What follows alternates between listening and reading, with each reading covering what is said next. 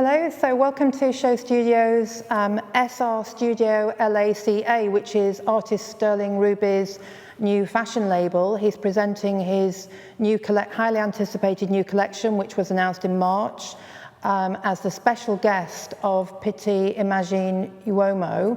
The show's about to start, and we're going to be discussing the relationship between art and fashion and what we're expecting from this show. First of all, I'd like our panel to introduce themselves.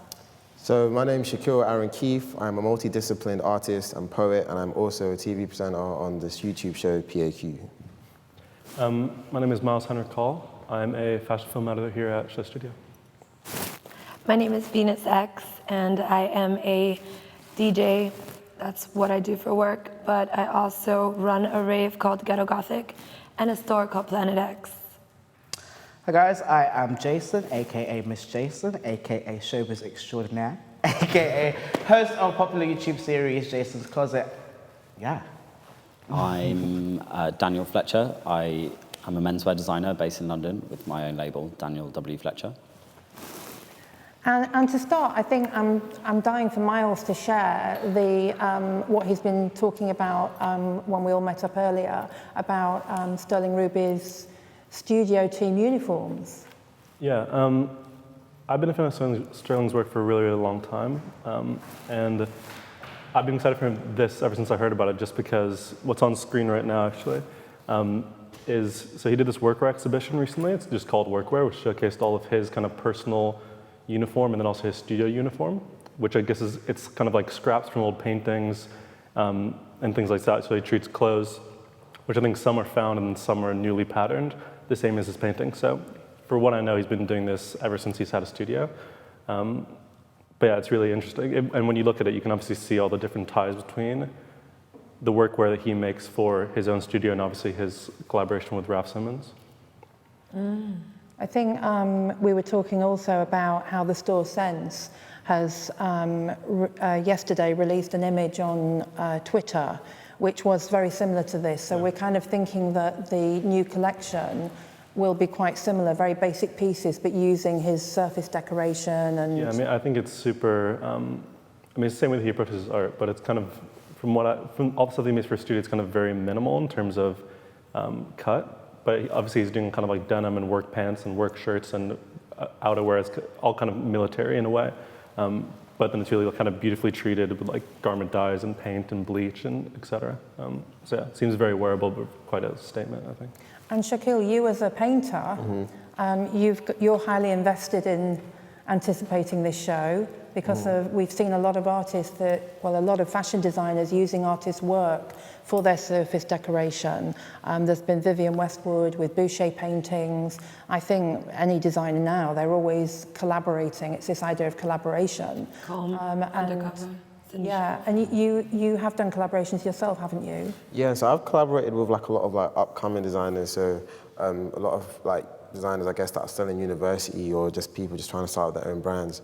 And I think it's really interesting because it allows the painter to think in a different way, but it also allows the designer to kind of think as well. Like they're kind of relying on the painter or the artist or whatever to, you know, come up with things that they would normally do themselves. So I think the good thing about collaborating across different mediums is the trust and creating that bond between someone like a designer and then a painter and then creating something, you know, completely different together. I think that's kind of magic, and I hope, what I anticipate is, obviously I know that Raf and Sterling have had a friendship for a very long time, so I just want to see, you know, their relationship and their friendship come through in whatever it is that's going to be presented to us today.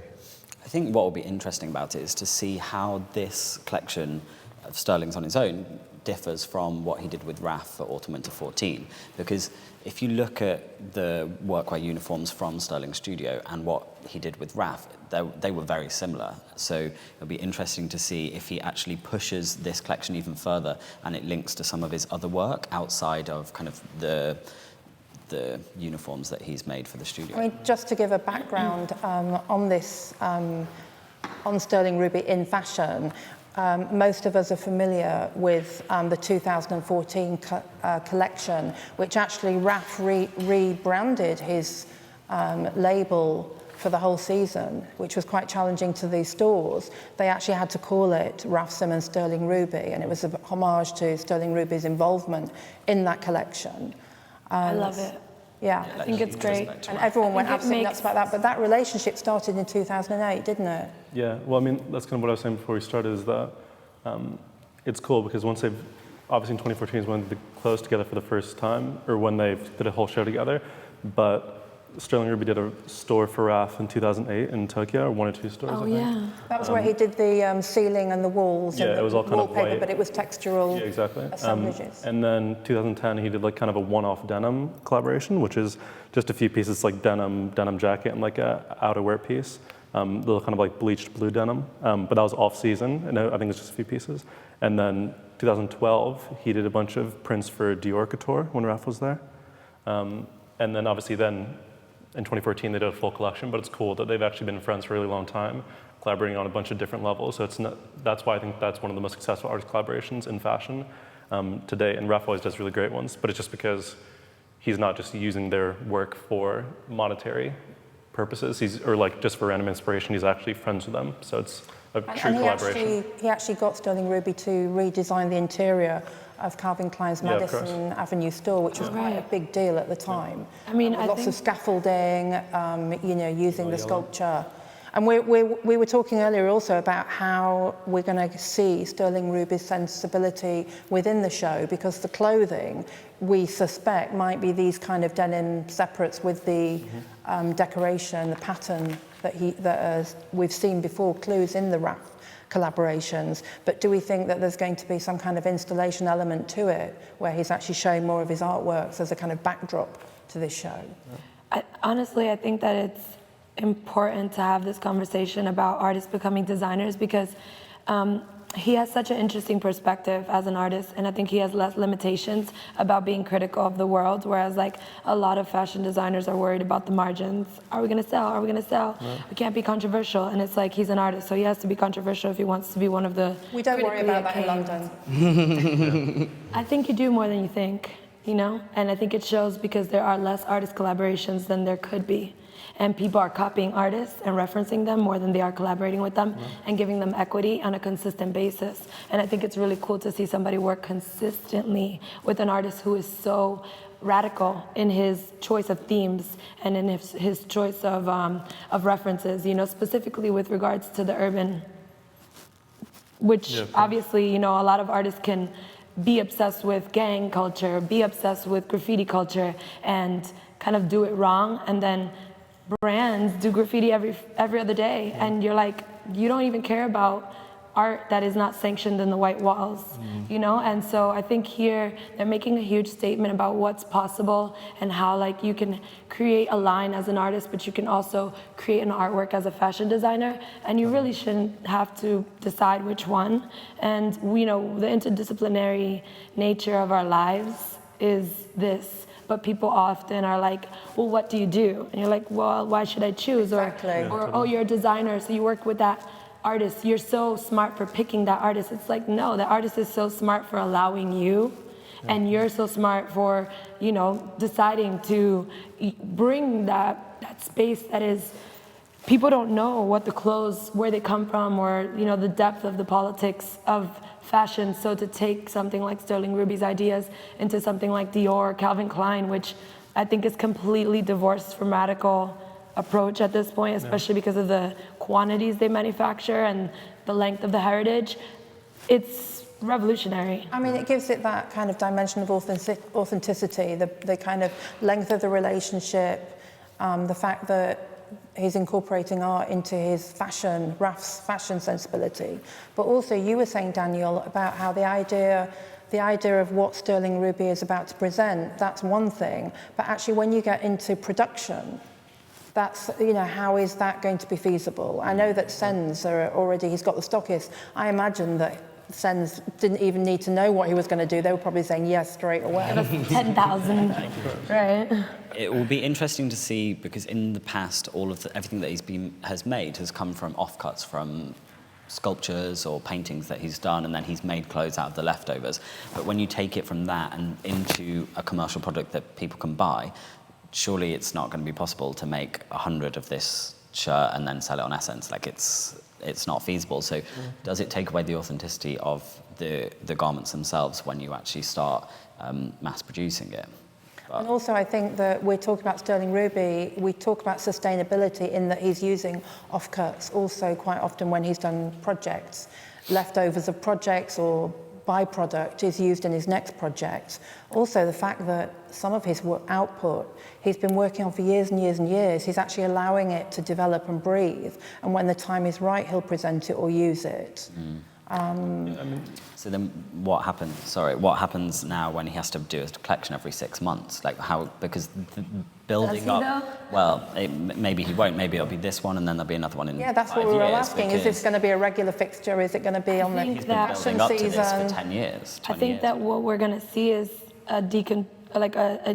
ultimately, like maybe the complete tossing away of all these rules and regulations that really are more about sales and less about creativity, and also are produced huge waste. No one ever considers what's left over at the factory and how can I use it to design, and why don't I use it to design?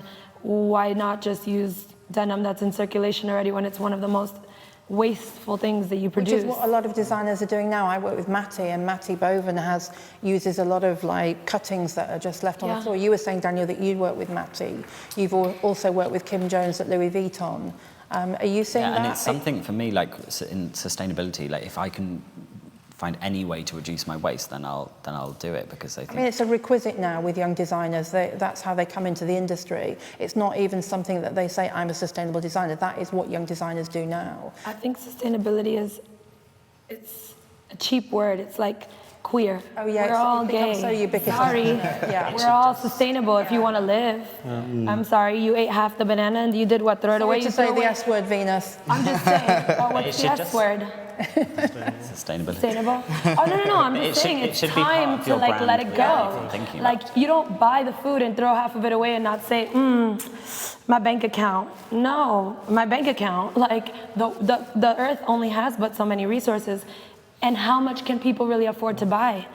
Like, why should they buy 10 pieces of clothing a year when they could buy one that's more expensive, in less circulation, and then they could buy a house? Yeah. True. But can I just say that this is the first time that I haven't seen Jason. I know, now I'm taking it all in. It's so true. Miss Jason is in the house. It's so true. You have been completely embedded in Men's Fashion Week in London. I think you took over Fashion East Instagram. I did. And what have you been feeling about this new fashion season? I think for some reason this season was more incredible than probably the last 4 seasons, especially with Fashion East. It's just that every designer is so diverse in their work, and everybody's just so like, let's attack it, you know? It's like everything, for example, if I speak about my sister Moa. Moa's collection. Moa Lola in the house. Moa Lola in the house. Yes. Moa Lola's collection was incredible, and it was like casting.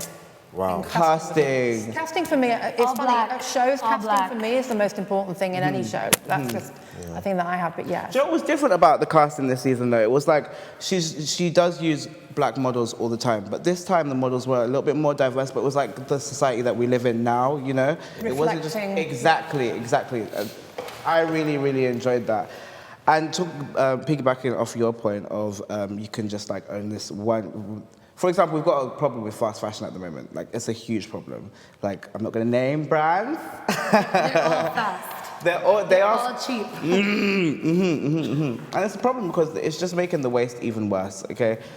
So what I realized about Moa's collection and Soul Nash's collection is that you only need like 1 or 2 pieces, and that will last you the whole year. A lifetime. A lifetime. I would wear her whole collection every single day of the week. Honestly, we should collect clothes like we collect art, and it should accrue value. But I think people do. I think people do buy clothes like they have art. I think some people are starting to, but... And also the relationship with clothing. Yeah. People don't seem to have clothing now where they buy it and they wear it and they think, you know, but they don't realise that, you know, when you buy a piece of clothing, you fall in love with it after a few months. It has so many lives. You put it in the back of the closet, you get it out in, let's say, 3 years. It's like, oh my God, this feels great. This feels right for now. But I think that's also just because now there are more brands that are actually like akin to that. I understand that that's kind of the way it is. Like, I'm really good friends with Matthew from Alix, and the way he thinks about sustainability obviously it's a lot about recycling cotton fiber into jersey and stuff like that, but at the same time, if you buy a leather jacket and you can wear that for the rest of your life and then give it to your kids, and then they can give that to their kids and it actually lasts the whole time and nothing breaks, that's extremely sustainable, which I think is kind of what you're saying. Like if any of, we just saw the first look or whatever, and any like denim, and like if you make things like workwear, like military, then it lasts forever. Exactly. I think that's kind of the point. It's not just about like, I need to use the cutting room floor. It's also about making stuff people don't want to throw away. The design is timeless, actually is made well. A very strong parallel with Sterling Ruby, actually, because he's very inspired by Japanese bobo material, which is the concept of patching together materials. But in Japan, they had hemp. They didn't have cotton, so they doubled it up to make it warmer. Yeah, of course. Yeah. Right, but even this idea that it should last forever and be perfect forever, it doesn't get a sewing kit. Imperfections are what to like get there. Well, it's about repairing. If it breaks, you repair We don't do that anymore, do we? I do it's that. Like, okay, I save everything. That's what people are missing out on this fast social media and what it's like fixing your shoes. Who really goes to like the shoemaker anymore and like fixes their shoes? I do as well, yeah. Yeah, but people judge me for it. They're like, oh, you're not wearing the latest. And I'm like, yeah, these Robert Calergies were a sample. They keep breaking. We keep gluing. We keep gluing. We can't replace them. There's no other one like it. But also, it's such a well-made shoe. Even if it broke, I would find new ways to keep it together, because I think that that's the punk aesthetic that we're talking about. He ultimately draws on that. Like, I wish more designers were less precious and less like interested in creating something from scratch. Nothing is original. Nothing is from nothing. Everything is from something. I think a lot of the designers we've got actually in London at the moment, like Nicholas Daly, they really do create fabrics and that they're worn, and they actually repurpose them from other fabrics, and so that the kind of the handle on the fabric is developed. It's not just about what you see on the catwalk, it's how it feels or how it smells when you're next to it, or how it is at retail. Yes. But going back to what you said about how there's no rules and getting into this hamster wheel of fashion where you're showing every season, I have so many young designers that kind of call me or come to see me about this whole thing about, oh, but I don't want to show. And like, well, why should you show? I mean, someone like Saul Nash, who was in Fashion East, you know, he's a choreographer. That was really and it was very nice the way that Fashion East did that, actually. They had the choreography on the catwalk, and then you didn't realise the show had started because suddenly it turned into a show. That's the thing I don't think people realize either. It's like, going back to Matthew for a second, it's like the first 7 Alik seasons were only lookbook and absolutely no show. He's done 3 shows, and by the time he did a show, the brand was already at a level, already established. Just from a show. Yeah, exactly. It earned a show. You didn't just jump into Show Studio were distributing that book. I mean, it wasn't really a lookbook. It was a kind of it was a catalog. Illustration. It was based like the old Comme des Garçons 6 catalog. Yeah, well, it's based off the original Yohji Yamamoto catalogs, which were just sent out to people who really cared about it. But that's kind of the whole thing, is that you don't need to show. Like Matt only does 2 shows a year. Shows are wasteful. Yeah, well, Matt does 2 shows a year, men's and women's mixed, you know, and no one's like, oh, wow, that's so revolutionary. Yeah, exactly. But in reality, it's like you're doing 2 shows a year. That means each show you can spend twice the money. But he's got stuff cooking. Yeah. Matt is cooking. He's got all these side hustles going on. But that's my kind of whole thing. Is whenever I see a designer do a show for the first season, to me, it's like all the money you wasted on that show. That shows cost like $100,000 plus. Even the smallest show are really expensive. What if you put that money into your clothes? That's kind of the whole thing. It's funny you should say that, because one of the conversations I've been having with a lot of fashion editors at the moment is this whole thing where the big designers present their new collections at these glamorous international locations, and the whole fashion circus goes to Monaco, Palais Boulle in Cannes or whatever. And there's the carbon footprint's ridiculous, and it's like it's got to burst. It's it's almost like flashing and treating them and having this program for them when they get there. With like a box on their it's bed. It's got to burst at some point. No, it's gonna burst because, I mean, I go to shoots and I'm like, so you've paid me a 20th of what you spent on this shoot, and no one here has any creative bones in their body whatsoever. And I could have staffed this with geniuses, done it in 1 hour, spent a 10th of the budget, paid everyone 3 times what you're paying them. Not dissimilar to Show Studio, who have all these fabulous crew, the energy of the assistants here. And you walk into Show Studio and you can taste it. Dude, I'm butting heads because they're like, when is your hair gonna be done? It takes 3 hours. It's ethnic. You mean you didn't negotiate for what they call glam? Oh no, we negotiated for glam, but your producer doesn't understand life because they're not an artist. So they shouldn't be producing events. Why are all these people absorbing the budgets that should go to creatives who have found sustainable, by any means necessary, get the job done on a shoestring budget ways of doing everything? Yeah. What about you, Shaquielle? Your artwork. Tell us a little bit about the paintings that you do, because that was quite interesting. You do a lot of. I feel like that's such a different topic. We're going back to Shaquielle here. Oh my God, I kind of didn't want to interrupt the flow of that because I was kind of like. Have you got a point to make about that?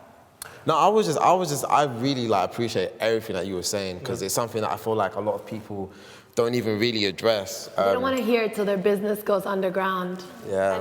And they're going insane because they can't figure out how to keep up with the calendar, but they're not selling any clothes. Of course. Sorry. Who told you your clothes were worth making? I do think, though, that like, for us sat here, though, it's obvious. Like, we always used to have this thing like, oh, let's start a new company and call it the Bleeding Obvious. Because when we walk into those situations, we can see it straight away. But the big companies, they don't see that. And that's why they need people like you. Yeah. But I think that's, just relating it back to Sterling, I think that's kind of, the whole thing, I think, is that fashion designers and new designers upcoming, they spend the first couple of seasons trying to establish their visual language. And in the end of the day, that leads to a lot of money wasted, time wasted, et cetera, because you have to experiment. When you try to experiment on that level, like you're saying, when people try to experiment on the industry, so-called industry level, so many people end up crashing after 2 seasons. But it's like, hey, Sterling, obviously, he's a very successful artist, but more than that, he knows exactly what his language is. He knows, like, when he knows exactly what his clothes should look like. He knows exactly what he wants people to think of him. He knows exactly what his set should be. I think it's because he understands the morality behind his work. Yeah, exactly. And the philosophies behind the work. Most people that make clothing don't understand that it's deeply, clothes are just one very surface level expression of so many institutions and systematic ways of thinking about the world, and either you're going to collaborate with the patriarchy or you're going to smash it. Yeah. So why would you do things that make you feel like shit? He actually said something about clothing changing your. He likes the way that clothing changes your behavior, and it's so true. It does.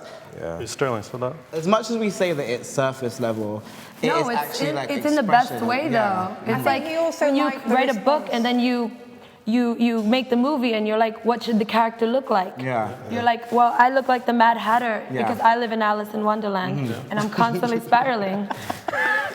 Don't interrupt the spiral, sis. If you didn't know, now you know. You know? Follow the rabbit. I think Sterling Ruby was amazed at that 2014 show. At the end of the show, with the adulation that came from having a catwalk show, he got that taste of what it's like to produce fashion compared to art. But Daniel, you haven't been going that long, and you've got 16 stockists, haven't you? So how's it going for you? And do you feel that you have to compromise? I mean, you don't. You've got your vision.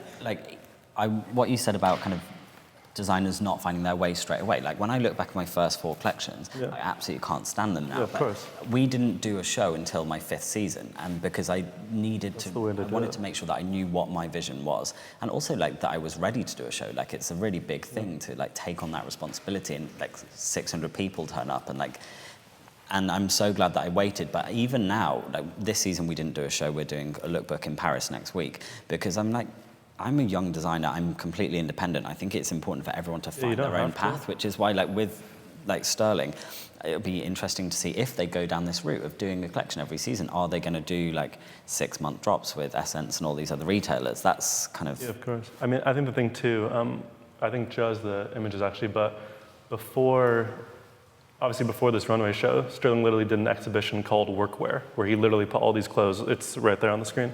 He literally put all these clothes on walls, and this is his exhibition, the same way that he just got finished with an exhibition like Nasher Sculpture Center. Canvas. Yeah, but it's he's in between and around all this. He's doing 12-foot sculpture installations, and this is on the same level. I think that's the kind of whole thing. He's already shown all these clothes as actual art pieces. I don't know if any of those has actually been sold, but I wouldn't be surprised if one of those outfits sold for 60 grand plus already, and now he's selling them as, ready to wear. But I think the point Which is also a slap in the face to whoever bought it for 60 grand. Yeah, exactly. And I love it because the whole fashion industry is extremely classist and racist, and it marginalizes people who don't have the ability to keep up, but it doesn't consider that some of the most genius people come from nothing and will stay in nothing because people don't want to invest in them, mostly because they're integrated with oppression, you know, mechanics that ultimately uphold white supremacy and ideas about aesthetics that only favor specific communities. And I think that something like an artist like him who's taken, you know, care to be defined by very specific themes that I think are what a lot of people who collect artwork would consider like tasteless, because they're street themes and they're very politically engaged. I think that what it says is that, oh, you like that, Raf? You like that Dior, that Calvin Klein? Well, I'm glad you bought that for $60,000, because now it's $600 on Essence. Essentially, what he's doing is just selling his artwork. Yeah, That's all it boils down to. He's just It's selling. giving him a canvas. Yeah, literally. Another arm to his it just makes it discipline. accessible, because I think the whole thing is like, I love sterling ruby. I can't afford to go buy a $100,000 sterling ruby sculpture. But that's his whole point, is that the whole thing is like sterling. For the mainstream or something. But the whole thing is like, it's called SR Studio LA, like for a reason. You know, he loves California. All his stuff is with spray paint, graffiti. Even the venue he's showing now, it's the whole outside. It's in Pity, obviously, but it's covered with graffiti. And that's because he loves graffiti. It's like you were saying, it's all street reference. And he realizes, I think, that his references are, Dr. Money was a kid, super urban, and now he's this huge design. He's this huge artist. He's into the tensions as well. Yeah. But the whole thing is that he urban knows where he's graffiti, from. urban graffiti, and the gangs that kind of place it. Once they get layered, they lose their authority. And he's very, you know, his work does have a lot of tension in it from that. He's into battle rap graphics and stuff like that. Pity always happens in Florence, like in Tuscany. Yeah, which is an extremely interesting place to go and disrupt things. I remember when we went there for the Hood by Air show, and like I was DJing the after party, and I was just playing this Nicki Minaj remix by one of our friends. Like that was a ballroom remix, so it was automatically like really pissing people off. What was it? Play with my pussy, literally 100 times. I was like, play with my pussy, play with my pussy, and I just kept. I knew where we were. And I was pretty much the only woman, the only femme on the team too. So I was already in a very specific category according to a lot of people's like, oh, let me assess the team. Oh, that's the muse. We shot something for New York Magazine that day, and they actually had the audacity to print me as Venus X Muse, as if I'd never done anything in my life but sit around and just be a coquette for my gay friends to make clothes for. So I'm sitting there like, I could feel it all happening, and I'm just like, let me disrupt. So to know that that's continuously happening, although it doesn't happen every season, in that space, is so important because they felt violated. And that's what we came there to do, to violate them and to get paid. But do you think Pity felt violated, or the mainstream audience at Pity? All the people that were there were violated. They were like... Because when I've worked with Pity in the past, and this was before social media, we took cassette player and we had this like 15th century villa, and we took a whole group of people, extended family from Tokyo, New York, blah, blah, blah. I think that's where we were, in the Olive Hill. There's quite a lot of these villas there. Quarry, I mean, I don't know. And what was interesting was that in the villa on the first night we had a dinner, and it wasn't an event, we just had a dinner, and the vibes and the people that hadn't met each other before were starting to collaborate and want to work together, and it was just this really great energy. And that wasn't even the main event. And then the next night we had the main event. And it was great, but the audience didn't really get it. Like Venus was saying, you know, it was almost like within the group, it was a really strong. And I remember Fraser Cook was there, who's at Nike now. He was living in Tokyo at the time, and he'd come over. And he was saying that the way that they were thinking was they'd much rather do projects like that, where it's a small audience sharing the experience, rather than putting it on this big platform. He still does that too. He's still in charge of everything at Nike. Yeah. But also, I think that Pity has got this great reputation because it is essentially a trade show. And very early on, they had Rick Owens do an art installation, and the art world were engaging with Pity very, very early on. So it's quite clever what they've done.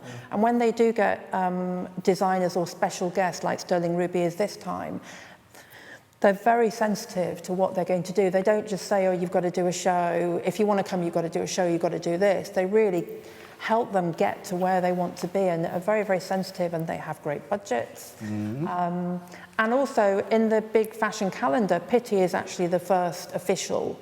So a lot of the brands in Florence, all the stores get delivered first out of anywhere in the world, because that's where that audience is going to be. Yeah. I mean, the thing I think is really interesting as well is just the fact that it's like you're saying before, all of his references are kind of very, like from a base, he's obviously adapted them a lot, but from a base level, this very urban graffiti and bleach and stuff like that. But then obviously he has works that sell for hundreds of thousands of dollars. He realizes that his references are all base, so now he's coming back. And obviously this is not H&M price point, but it's still making his work super accessible and way more accessible, which to me I feel like gives back to people like me who love his work but can't own his work.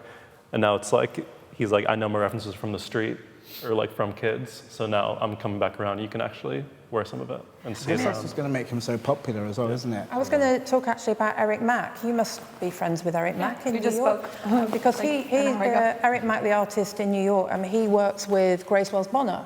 And I remember when Grace had her show about a year ago, Eric had flags on the catwalk, and then we did a dinner at Bistro afterwards, and Eric installed a flag in the dining room.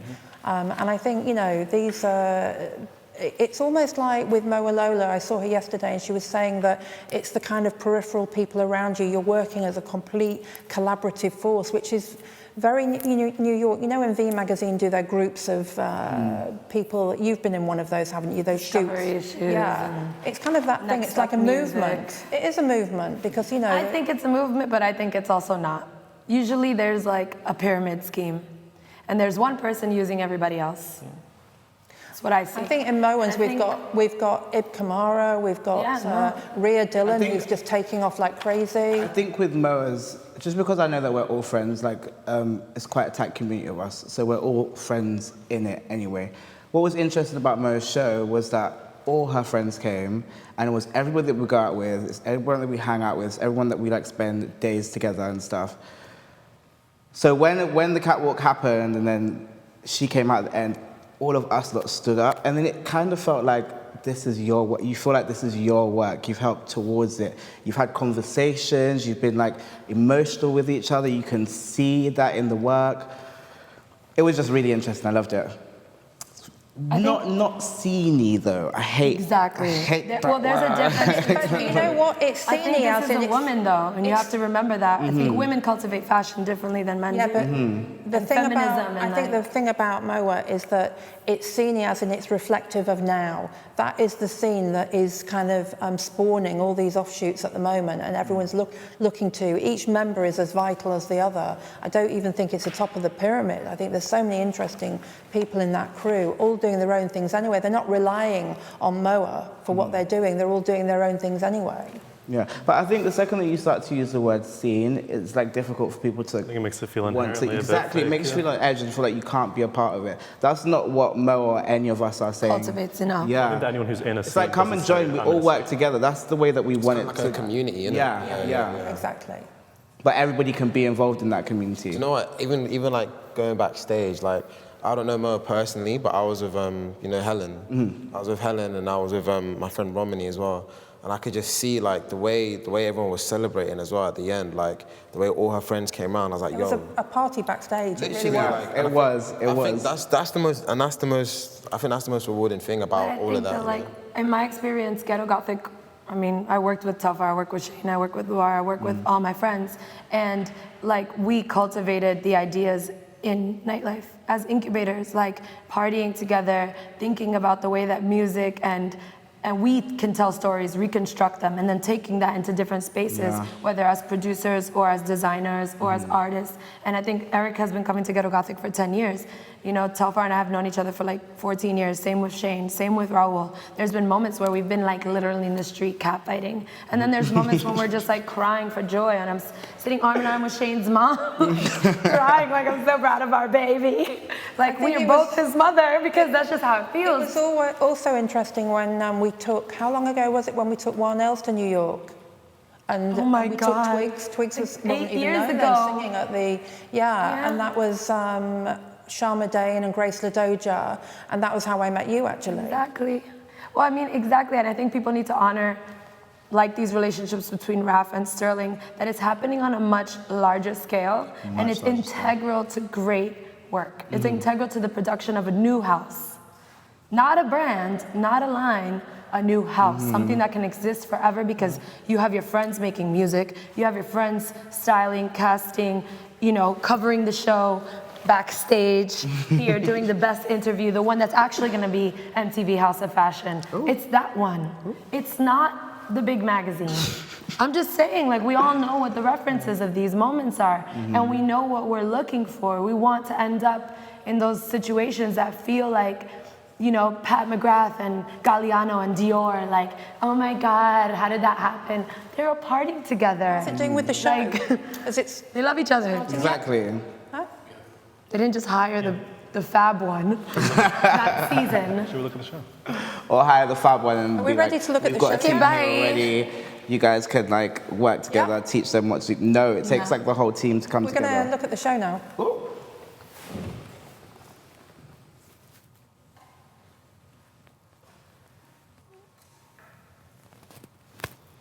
Yeah, so first look is those denim or cotton kind of two pieces.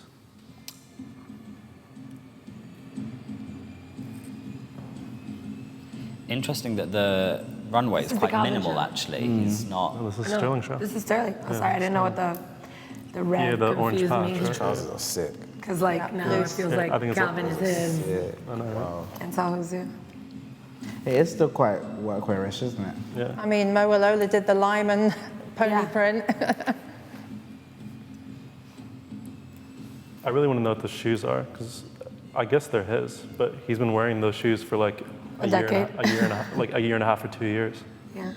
And of course, we've got to remember that even though it's men's event, he's actually launching women's wear and accessories. That bag is sick as well. What was I gonna say? Blur all the lines, please. I'm tired of the lines. That guy's just holding a metal rod. Yeah. Did you see someone had a hammer in Exactly. their pocket? Yeah. It's like, what was that movie, The Warriors? Saying Just that walking we're around going ready to work. go. We're going to work. That's something. It's interesting to see how the tie-dye craze and like the paint splatter craze is actually just like recycling itself back into this. Well, I think he's just kind of like, I own this. I've been doing this for 20 years now. Well, no, but it actually makes a lot of sense No, here. totally. It's wild I how think it's- everyone made I tie-dye. think it's super Everyone wanted relevant. to make tie-dye. You know? Like, No, it's super relevant. what the hell? Who's at summer camp? I don't understand. Surprising to see it applied to these kind of like the more feminine pieces though, like Yeah. the silk with the And the covered silk is buttons. great. It's something new from him.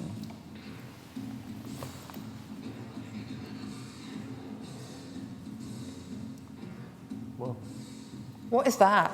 I guess it's a purse. You know, it kind of reminds me of that. You know, like those old like lunch boxes that workmen used to have. Yes. Yeah. It's like that. Oh, He there's was a just all these construction shovels. worker for a while, actually. Thank the Lord. I need Yes, everyone to do real jobs before they become this egomaniac artist, designer. But it kind of explains some Please of be a his... waitress. It kind of explains some of Be a his... stripper. There's context. It's Go like, be this a is where it's stripper. coming from. It explains some of his larger installations as an artist, because some of them are like 18 foot tall. So if he's had experience in construction...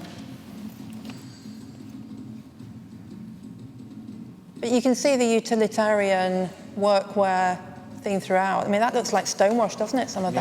Yeah. Yeah, it is too much.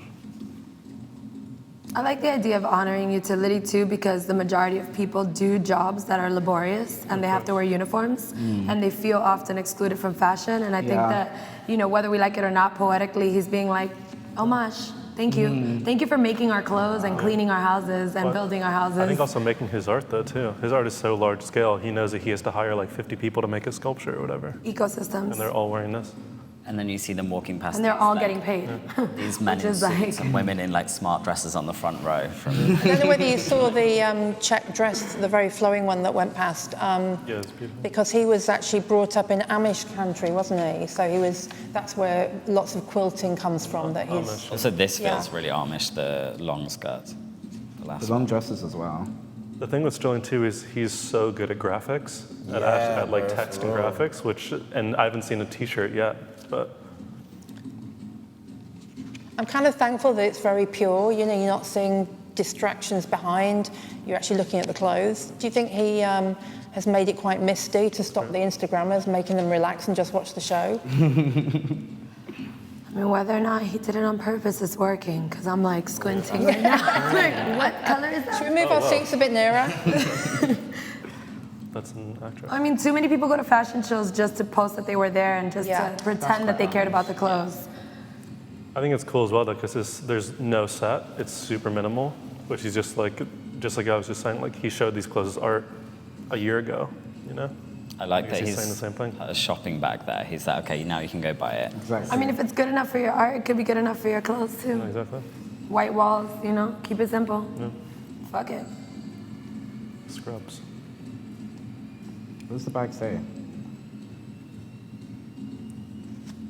It kind of reminds me a little bit of Frederick, you know, the designer who did all the bubbles at the St. Martin's MBA recently finale, because his sensibility is that it's kind of very nostalgic and you almost like have to bring it into focus. And I think you're seeing this a lot as the models walk towards you in this mist.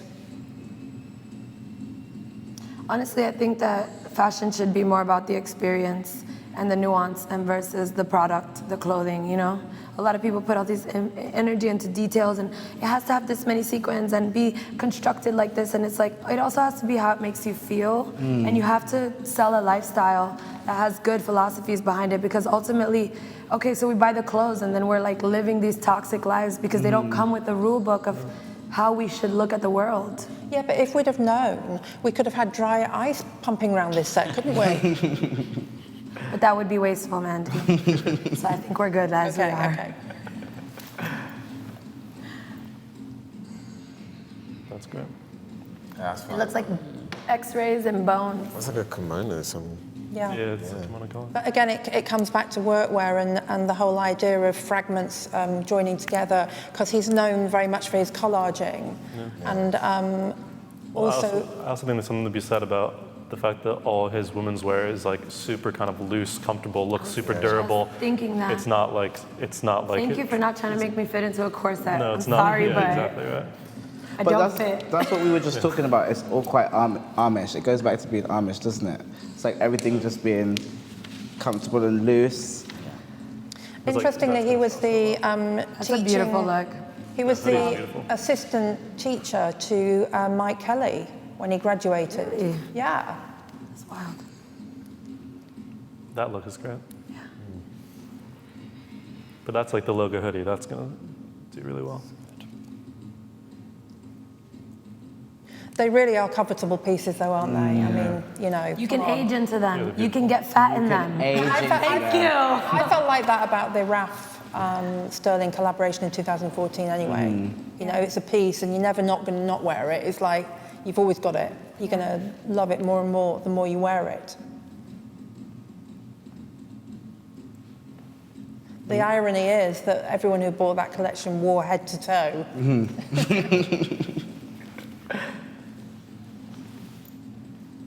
So those are those big shawls. That's what he had on the wall in his workwear exhibition as well, which just resemble his Yeah, paintings. they're beautiful, those, aren't they? But that's literally just as if you cut a hole for your head in the middle of one of his paintings. Yeah. I wonder how he's produced these He's pieces. probably coming out and doing his bow, but we can't If tell. he's actually, like, if they've hand painted onto them or hand bleached when them, or if they've done fabrics and then like. I'm excited to see as well, though. Yeah. 'Cause I mean, I think that's the whole thing with like the new version of luxury to me is when things are actually touched by hand, because now Yes. everything is just machine made. So it's Thank like you. Like, so it This feels is real. actually the finale. it's just Yeah. hand. Because in reality, all these are all hand. Like It's anti-globalization. It's anti like evolving out of the human. Yeah, What are we gonna do when robots take all our jobs? Yeah. well, the whole If thing. I was, How rude. If I was to buy one of these pieces, I would want it to be different to everyone else's. I do not want like. I'm sure they will be. And that's what we're thinking about the production. Exactly. That's what I'm sure they will be. The thing Every is, single piece is going to be different. Well, we don't know. It could be like they might might just be digitally numbered. print them and then. don't know. Daniel, they might be numbered. You just don't know I mean, now. that would be amazing. I would love that. mean- And there's. Yes, add value, please. You know what I love about old Versace? You can look under the tag and find a number and a year. I want to know what season it was made. I want to know why it's special. Why I should pay you $300 for it. Don't just like, oh, it's vintage. No. Give me we a talk reason to about- take care of it. Can we talk about why he's called it SR Studio CALA? I think it's just the name of his studio. That's why I think it's so cool. That's why I think it's great, is because it's like... At least it's not as complicated as Raf's name for the Calvin Klein. That was so confusing. I think it's interesting because now obviously it's like, now the brand is based around a place, which is his studio, and there's also already a culture of everyone who works at his studio, who has worked there, who will work there. They're all going to dress in the same way. So there's already a kind of culture around it. Also, that puts some distance between him as an artist and this as a brand. Sorry, Daniel, but do the audience look excited? I was just thinking, you know, this is the finale. They didn't look... Or got their loafers on. Oh, yeah, they are clapping. Oh, it's that Susie Bubble clap. That polite clap. You're like, what did we just see? That was I think it's because it's something completely different, isn't it? It's you know what I mean? Something so personal and like, Yeah. I feel like it's something that's not exactly, I wouldn't personally say it's for the masses, but I definitely feel like it's something that's personal and something that's just like, it's different. Well, why can't it be for the Here we go. masses? What a legend. Here we go. He's wearing a white t-shirt. He's like, are we good? He's like, how do I do Did you it? get your shot? See his way. He just walked into the Run me the audience bag. backstage. Give me my money. Did you see the bag? Did you see the bag? Would you say that is what you expected, or were you expecting more? I thought that that's was exactly what I tremendous. expected. I thought that That was beyond, that was better than I expected. I think he moved on. I don't think it's what the I audience was worried because of expected. what Sense put out. It looked like it was going to be these, you know, the denim separates, but it just, I mean, those, Do you know what? those kimono pieces and overcoats were just incredible. Do you know what, with that work, with great altogether. the work he just put out, yeah, I kind of hope that he doesn't do regular shows. I hope he does keep it Yeah. consistent, kind of like art pieces, like, you know what I mean? There's never a When season. you're ready, you're Yeah, so- ready. You know what I mean? so Like that's what I thought. when you're a painter, there's no artist week. Like you just do a show whenever you want to do a show. There is, whenever for you feel some like it. people who are like, if I show every season, I will grow exponentially by If I show every up, art Basel, Miami, Switzerland. No, relax. Oh, look, are these backstage photos? Yeah, they are. Ooh, I like those. Joe? Can you go back to the one that says that's Pieter? Summarize some. So back one more. So that's Pieter, that's Raf Simons' right hand. So if you watch, for example, Dior and I documentary, that's the person that's with him every day. That's his right hand for the past 15, 20 years. Yeah. That's so nice. Even that is still personal. do you Well, know that just what shows that they're actually all friends, Yeah, for sure. which is great. Also that he's not pressed to have young, stupid models telling you a fake version of like youth forever, skinny little baby, tall and like perfect. No. I'm curious about knowing how he's going to cope with this kind of, whether the press are going to have the access to him after this show. Because there's this awful thing now where you go backstage and everyone crowds around and they all hear the same, you know, thing. It's not like the old days where two questions, you know, you get your exclusive quote. And it's like, he really hasn't spoken to the press about this at all. Even Guy Trebay in the New York Times today, he was like surmising on what we already know.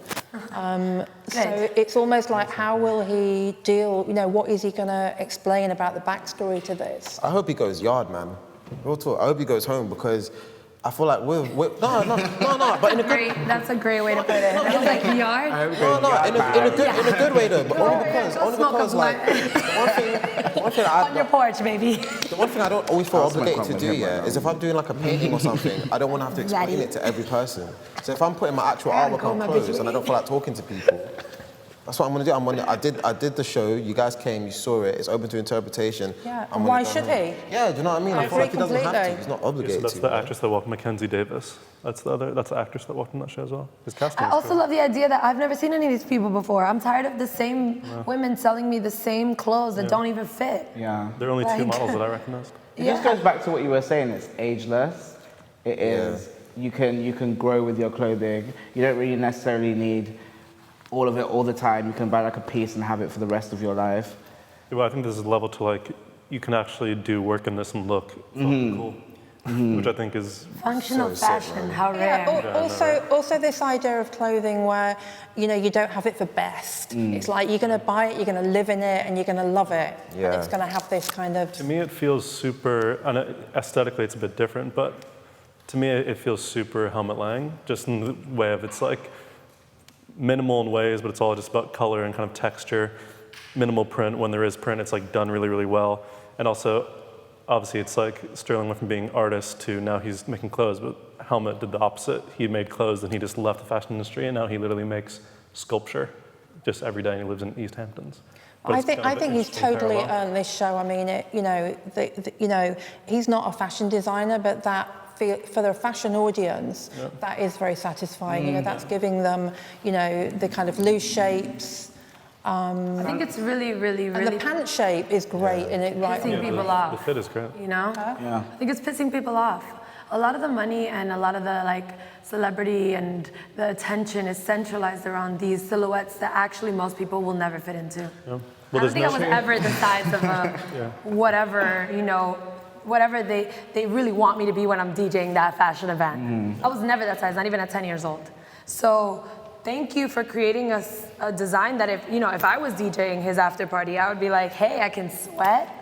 I don't have to suck my stomach in. I don't have to work out for 2 weeks before. Just wear this I don't have to orange worry dress. that the style is gonna be like, ugh, this fucking I think also fat girl. the- It's like, no. I don't want to say the other ubiquitous word unisex, but you know, anyone can wear these clothes. These are just great. Yeah. I mean, I'm totally getting off on the colours, the styles, you know. I think it looks great. Yeah. It's just so wearable. Everything is so wearable. Should we give him a round of applause? Woo! We love you, Sterling. Get me the lookbook so I can do a personal order. Seriously though. But Sens did say that coming soon, so you're wondering how quickly it's going to drop. Is it going to be one of think those it might even be Instagram on things already. where they Wait, might? he's got the bags. I actually suspect. Buy it today. Endo-cannibalism, is that what it It's says? endo-consumerism, I think it says. But I do think No, it that. said cannibalism, baby. Oh yeah, you're right. That's right. Because this shit Venus, is eating us alive. I think that Sens will likely have an early drop of maybe some of the more kind Like of they did basic with Japanese pieces, last and then in the stores at the But right time. honestly, I don't even like Sense. Not to, I mean, I don't care, I don't work with them. But I don't like Sense, and I think that, you know, as experimental as all these different things that we've spoken about have been, like, you know, when you drop something early, guess who gets it? The assholes, the hype beasts, the people who set alerts, the people who have money. And, you know, the reality is that I'd be interested to know if that's where he wants his clothes to be. I wanna see how it looks in the We don't store. know yet. The Sens. I want to see how it looks in a store.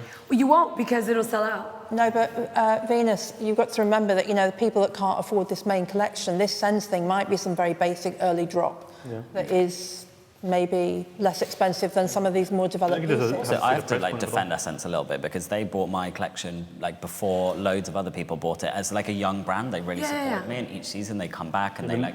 They're I get it. I guess I'm making an argument against web stores versus in real life stores versus alternative spaces to consume fashion versus the spaces that are creating these mega hubs of data and, you know, traffic. Yeah.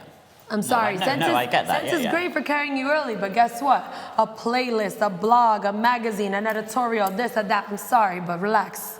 Relax. Open a store for real, and try figuring out how hard it is to have employees. You know, I've had a store, I know, and the relationship you have to, you know, something like, you know, No Cesso, who took 4 months to make an embroidered piece that cost $4,000. Yeah, but these websites different. have to build communities. That's what they have to do now. They can't just sell the clothes. I think you can build community in lots of ways. But you've got to remember that there's actually a more mainstream audience that need that hub. And I think also when you're buying fashion online and not even going to the shop, sometimes you're looking for something and you go on all the regular high fashion websites and you almost like don't care where you're buying it from as long as you get it. Yeah, I mean, I think the thing is that with retailers, you have to buy.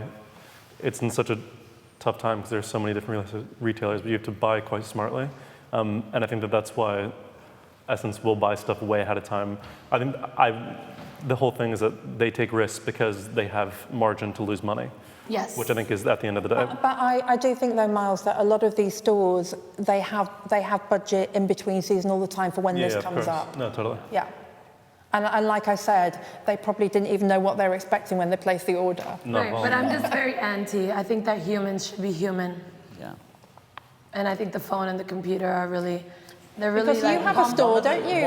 I do have a store, but the reality Well, I is get what you're that, saying, you it's know, nice we when you can- cultivate different relationships in real life. We get to have different conversations. People get to try on the clothes. We sold a brand called Comtees who only printed on vintage jeans. All different kinds. Somebody might get a Levi's, somebody might get a Wrangler, somebody might get a name we've never heard of before. But the artwork on the jeans was valuable. And, you know, an editor, Chioma from Vogue, came in and she said, I've been trying to buy these jeans for 3 years, but I didn't know how they would fit because there was no standard. And now I can buy them. Thank you for creating this space. And also now we have a relationship. Well, actually, what has happened now is that I think it might be ASOS last week. They've got an algorithm who is spotting. No, they're spotting customers who are returning stuff, wearing it and returning it. Yeah. Oh, damn. But what The algorithm. No, but what is the normal now is that most customers, customers who can afford high fashion, that when they see something on a Net-a-Porter or Matches, they actually buy 2 sizes and pay for them, and then they send one back and get a refund. That's like a normal thing that they do. Yeah. But I do think there's something that is really nice about, even if, especially young people like growing up, if this clothing is in stores and you know you can't afford it, just like be able to touch it, just be able to feel the texture, just be able to try it on and like be around it. There's something that's really nice about it. That was me growing up in Selfridges. I'd run to Selfridges and I'd be like, Go home and make your Up own until like version. 2 years ago, I was a fitting room queen. I was like, yeah, we out here. And you know what? People don't care if you own it or not. If it's meant for your body, and if it's meant for your personality, and if it's meant for your identity and character development, they don't care if you bought it or if you just took that flick in your panties in the fitting room and you didn't have the perfect makeup on or the perfect hair. They're going to interact with that. And I think that designers and culture has a lot to gain from that, because the majority of people who are going to maximize this, the model, is not going to be able to afford it. The kid that he is basing the majority of these ideas off of, that's in a gang, I guarantee you will never buy it. Will never buy it. So I think it should be So, Shaquielle. sold in a supermarket. Shaquielle. You as an artist, do you feel like that this could be a direction you could take with your work? It's definitely one I've looked at before, because I think I see you going on my gram. There's literally like nothing like there on my gram. Instagram's more like. I'll take a t-shirt that says cleaning. But for me, I guess like it's all about. If I was going on that route, I probably would be pretty much the same, and I'd literally treat it like if it was a painting. I'd have a show whenever. I'd invite. My priority though would be my friends. I want them to make sure that they're front row, the buyers and whatever can sit wherever they want. They'll see the stuff. Thank you. But like, I want my friends to see it. I'm gonna make it personal. Nah, that's a paid post, bro. You can't pull that up. That was like for TK Maxx, bro. Oh my God, they got a mention. Oh my God. Oh, you're big. Are you famous? So yeah, like. Pull it up. She's like, We can't talk over each other. Hey guys, we can't talk over each other because they can't hear it. But yeah, like I guess like I would like to go that route. I guess I understand like why it's probably so expensive, because I thought about it, like if I was to make artwork and put it on like clothes and stuff like that, then there's like a big gap between the clothing and then the artwork, and then next thing you know, like, people are going to expect kind of like prices for somewhere in the middle or more to the clothing side when it comes to my artwork. And it's a problem because like with the artwork, if that's going to be your bread and butter, you need to keep the prices high, because people, like art is like probably one of the biggest investments you can ever have, do you know what I mean? And you want to be one of I like the idea of being one of those reasons that like, let's just say like Jay-Z buys my painting and it's worth like $1 million. I like the idea of that, do you know what I mean? But I wouldn't want to devalue my artwork because I want to sell some t-shirts. So it's kind of a conflicting thing. But you need to make some money. But you need to make some money as well. So it's kind of, I think we're... yeah, but if you're selling paintings that Jay-Z is buying, you're definitely making money.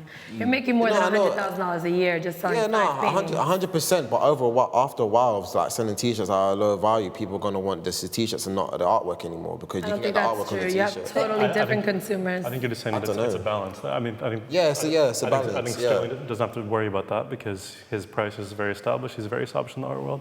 I think it's more of a, if you're coming up, I think. I do think it's important though for these designers. I think you're basically saying you can't experiment. I do think it's important for these designers though, whatever level they're at, to actually have an entry price point for a younger person that wants to buy into it, that is more commercial piece, even if it's just a t-shirt in their collection. Yes, I'm sure there will be. Because they're never going to they can't get away with overpricing that off the scale. I think that is definitely like something that more brands should think about doing authentically, because like I remember when we were working with her by Air, it's like we had classics, and classics was just like luxury streetwear, but not at the same price point of the couture runway stuff, because the runway stuff just wasn't even made in our sizes, to be honest, because the consumer was mostly Asian. Yeah, and Daniel, And we couldn't fit into the jeans. Have you thought about this kind of lower price point area? Do you ever think about how you would do it? Would you use a brand as a portal to do it, like a collaboration with a Levi's or someone? Yeah, I've done. Or would you try and do it yourself? I've done some collaborations. Like I just did one with a swimwear brand, and we did some swim shorts that I created for them, which we made using recycled plastic bottles. So I wanted to make sure that if I do something like that, where there's a lower entry price point, that it doesn't damage what I'm doing, like in my main collections. Like I waited for a long time before even introducing a t-shirt to the brand, because I was like, people are not going to I didn't feel that people would take my runway collection seriously if I then started doing like t-shirts for 50 quid or whatever. It kind of, Or maybe that's a timing right. thing. So like with my t-shirts, I made sure that they're all made using organic cotton with entirely renewable energy. It's like, okay, so it's a t-shirt, but it's still something positive to it. I think that's classist. What about Jason's Closet? Are we going to expect some merchandise soon? Yes. I mean, yeah, definitely. Why not? But it's going to be pieces that people can just like keep for years for bands. Like, oh my gosh, do you remember when Miss Jason was doing Jason's Closet?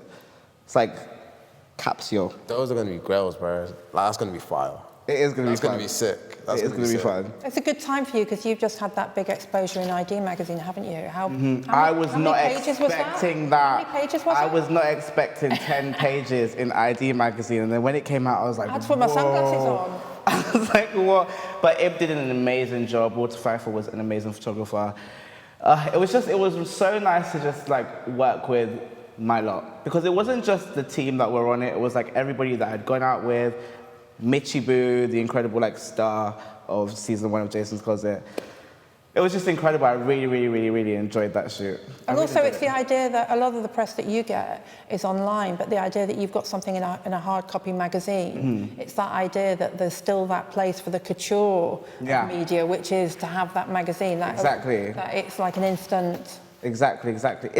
I love tangible things. I'm somebody that loves tangible part of culture, because I remember when they did it with James Main, who's Jeanette, who was the door host at Boombox, and when they did that type of feature, and I just felt that when I saw yours, I thought, oh yeah, this is like... Back. The only difference is, if Boombox was still here, I would be covering Boombox, like going around in the party.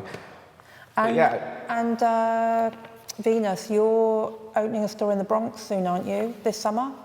Close to the Bronx, Dykeman. I'm hoping to do a pop-up shop up there that we've already done in Chinatown and Bushwick. But yeah, it's basically like incubate, get in, get out, make sure. Would you have any artists in the shop, or is it clothing? We've had everyone. Yeah, we've had artists. So Callie Do It and Brendan Fowler have both contributed work to the store, but also sold somewhere. You might have some. As well as, most of the brands that we carry are artisanal, so they're artists. They make everything by hand, and they're not at the stage of production where they've outsourced, and they're producing on quantity levels. They're making one-of-ones, and you can buy it there, but what's the difference between a designer and an artist if you took 4 months to make something and you want $3,000 for it, and maybe that dress will be worth $100,000 as you elevate over the years, So my idea was to create a laboratory. So it was based off of a party that we had at the time called Freak Pharmacy. And this is an extension of it. If you don't know what to wear, come here and let us dress you. But if you also need a form of healing, there's Eric Mack with the vintage comb hat from a trip that I got that in Japan. But yeah, the point is, if you're an artist and you need clothes, or you're a kid and you need clothes, that's Bjarne Melgaard's collection that he made, specifically art on retail that didn't sell. Nobody wanted it because it was too controversial. But we sold it, and we sold zines by artists, we sold graphic design, we sold everything. There are no rules. I refuse to believe that rules should be followed.